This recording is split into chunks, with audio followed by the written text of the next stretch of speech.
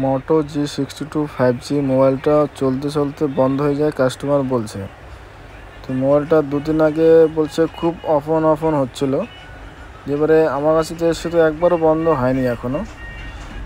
তো আমি কিছুক্ষণ চালিয়েও দেখলাম, তো মোবাইলটা বন্ধ কিন্তু একবারও হয় না আমার সাথে।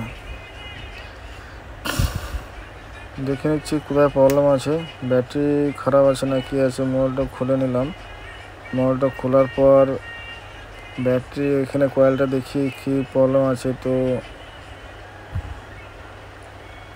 মোবাইলটা ওপেন করে নিলাম, ওপেন করার পর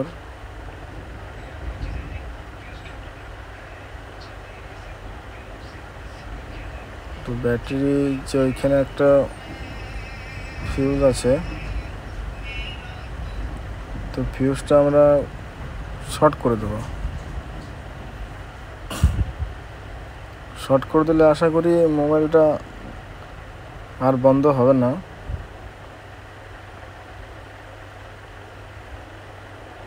শর্ট করে কাস্টমারকে দিয়ে দেবো। দিয়ে দেওয়ার পর দেখবো কাস্টমার মোবাইল নিয়ে রিটার্ন আসে কিনা। আমার হিসাবে 100% শিওর এটারই প্রবলেম আছে।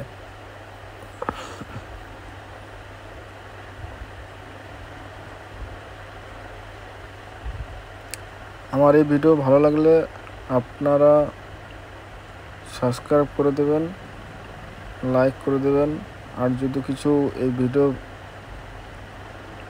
কিছু প্রবলেম যদি হয় বা তোমাদের কোনো অসুবিধা হয়, তাহলে কমেন্ট করে অবশ্যই জানাবেন। আমি প্রবলেম সলভ করার জন্য চেষ্টা করব। তো এটা আমার শর্ট করা হয়ে গেল, এবার মোবাইলটা প্যাকিং করব।